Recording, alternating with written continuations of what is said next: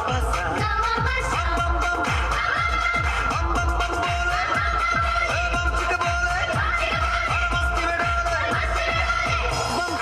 सुरों से सजी शामी मौसीकी art and craft village Islamabad में मुनक्किद की गई, जिसमें गुलकारों ने अपनी आवाज का ऐसा जादू जगाया कि सुर का झूम उठे।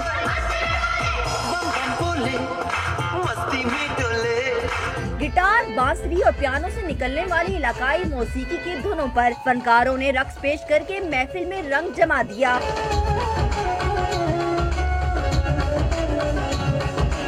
जहां एक जानिब सुर, लय और ताल की बैठक सजी, तो वहीं फनकारों ने खतरनाक करतब दिखाकर भी महफिल बांधे रखी।